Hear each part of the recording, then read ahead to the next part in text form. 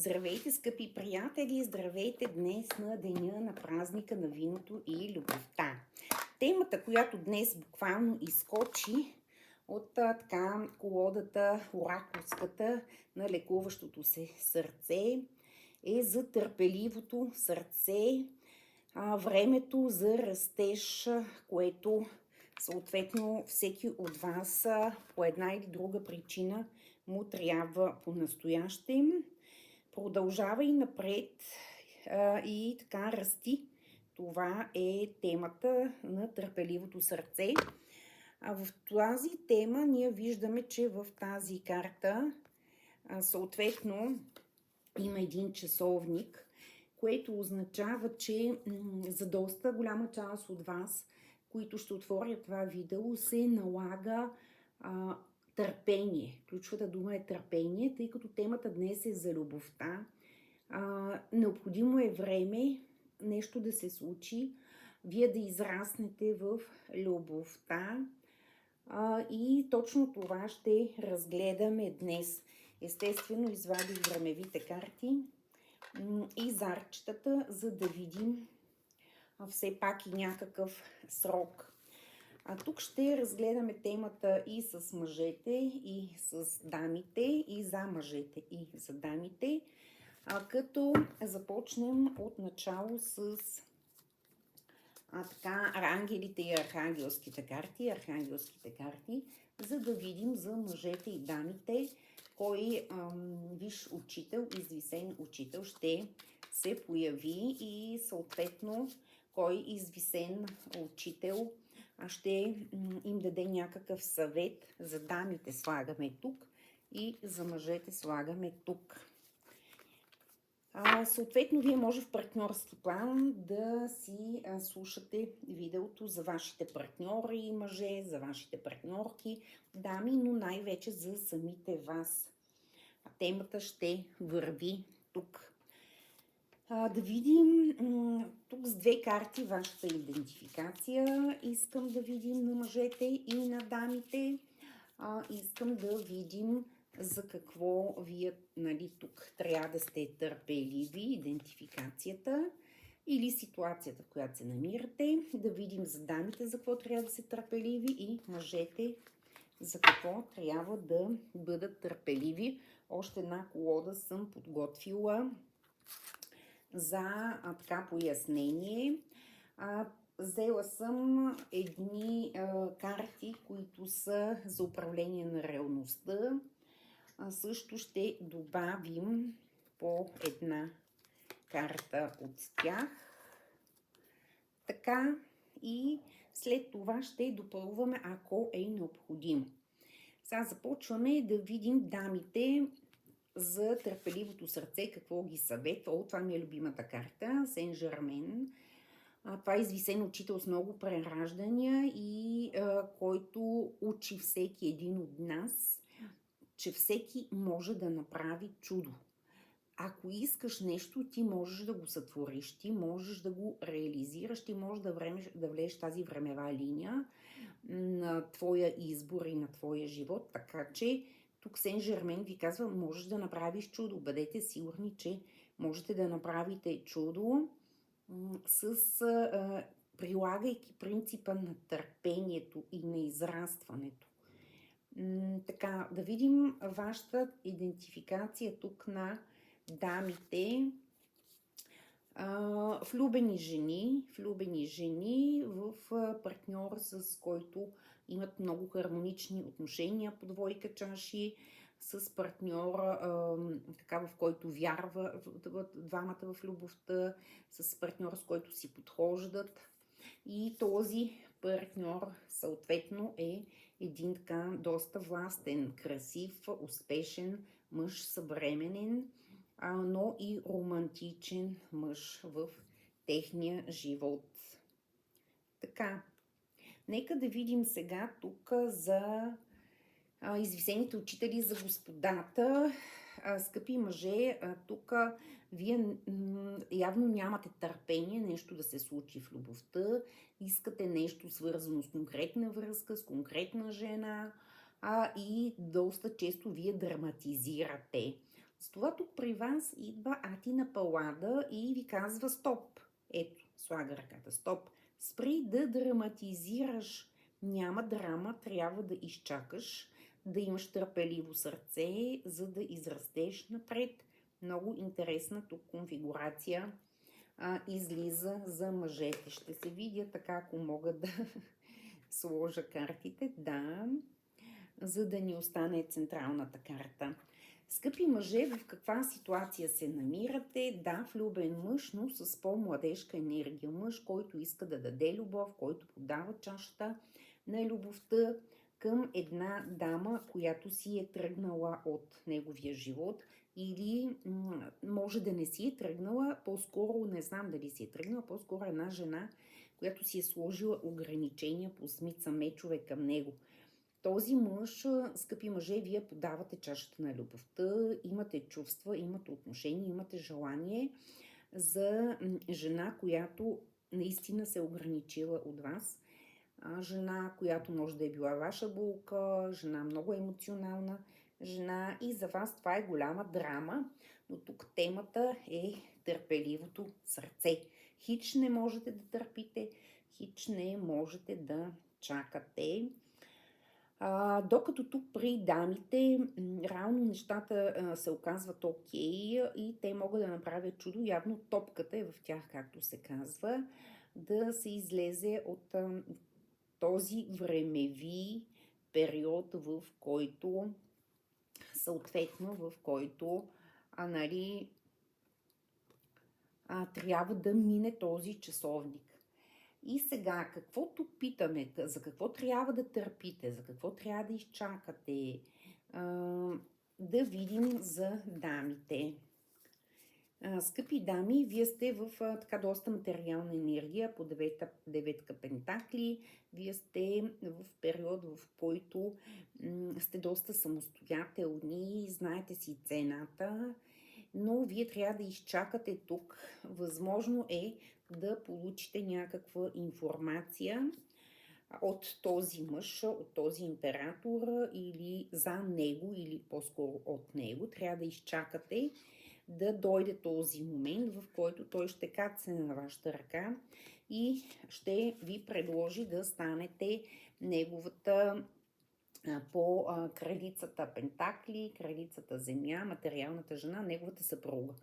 Така че вие от деветката Пентакли трябва да изчакате това съобщение, за да влезете в тази роля. Мога да кажа тук и по-общо за задълбочаване на отношенията или за признание, че вие сте най-важната жена, че вие сте най-стабилната жена, че вие сте нали, в ролята на съпругата за този император. Считайте само, тук искам да кажа, че той при всички положения се чувства на по-високо равнище от вас, защото излезе във вашата енергия картата на императора. Или пък самите вие го чувствате и го слагате на по-високо енергийно равнище.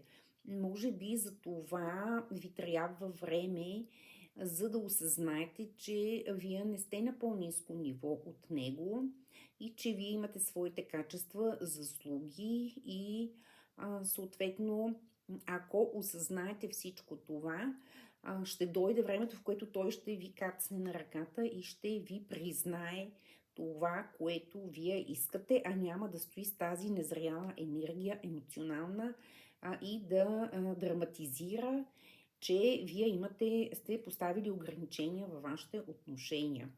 И сега, винаги има решение и изход. Насочи фокуса си върху решението. Скъпи дами, винаги има решение и изход. Насочи фокуса си върху решението. Това ви се казва в случай от тези асоциативни карти. Тук трябва да се фокусирате какво е решението на тези ваши взаимоотношения в любовта, това изчакване, това търпение, това време, което явно вие сте по-търпеливи, но всъщност така ви израствате, докато при мъжете те са по-нетърпеливи. Но тук наистина вече ви се казва, че има решение и изход. и да насочите фокуса си върху решението. Нека да видим тук с тези зарове за дамите. Не, общо ще видим накрая времевите маркери. Нека да видим сега при мъжете. При вас тук как стоят нещата, какъв е проблема с това чакане. Ами вие отново мечова енергия, се пада седмица и осмица мечове. Буквално тук наистина обърнат ви е гръб, разочарован сте съответно. Това е драмата, това е липсата на решение. Чувствате тази жена като сродна душа, обичате я. Тук излезе и така тази карта на сродните души, но се чувствате пред нея като едно малко момче, чувствате се виновен, все едно тя ви се кара. Тук това трябва да се преодолее. Трябва да се преодолее факта, че тя ви е обърнала гръб, възможно е да е била изключително разочарована от вас, за това да е поставила тези ограничения, но в крайна сметка и двамата усещате, и вие и тя, че сте сродни души и любовта при нея по двойка чаши, при вас по шестица чаши говори наистина за прераждащи се души, които твърде вероятно са се срещали и преди във времето, и сега времето за тях не е фактор и не е индикатор. И какво ви казват картите? Всеки ден си казвай: аз съм избраният, аз съм в божественият канал. Така, явно тук ви трябва сила и вяра в самите вас, тъй като от жената зависи това решение за вашите взаимоотношения, за вашата любов, за това изчакване, за това търпение. И вие явно губите вяра, губите смисъл, усещате така всичко това, нейното отдръпване. И тук реално ви се казва, всеки ден си казва: аз съм избраният, аз съм в божественият канал. Така че, за да не губите вяра в тази любов с тази сродна душа, независимо, че ви е обърнат гръб. Докато тук дамите трябва да те да намерят изхода и решението и да се насочи фокуса си върху решението. Така че, скъпи дами, насочете фокуса върху решението вие самите, както ви се казва, и тук, за да получите тази информация, това обаждане, това признание, според мен, от този мъж. И по времевите карти, тук ще кажем висшите сили, времево как ги виждат нещата, изкочи първо луната. Луната, т.е. при вас, във вашите отношения, в този времеви период на изчакване, е свързан с движението на луната. Тук може би до половин луна съответно така до половин намаляваща луна. Нали? Да речем, след пълнолуния луната намалява, и тук ако приемем буквално, че тя е изрисувана по този начин, така в намаляваща луна можем да кажем, че или в зодия Риби, хайде така да кажем така. Луната се свързва с зодия Риби, а пък зодия Риби идва много скоро, от там 21, съответно или от 20 или от 21 февруари, т.е. разрешението е много скоро на сюжета, много скоро на ситуацията. Хайде да го приемем така, до половина луна, така намаляваща, или в енергията в периода на зодия Риби. Това беше Зара, който буквално изкочи, така че това време ви е необходимо за търпение, но тук още веднъж казвам, сега така, отгоре е тройката. Тройката може нещо, което е свързано с на 3 март. На 3 март е възможно до 3 седмици също е възможно, защото се комбинира с Луната до 3 седмици. Влиза в тази енергия на зодия Риби, която е подвластна на Луната.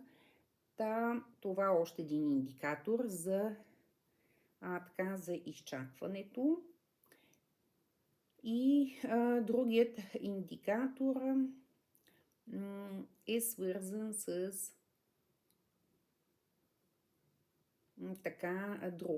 други знаци. Няма да се спира на тях, че стават много нещата. Така че сега ще изтеглим от времевите карти търпеливото сърце, време за израстване.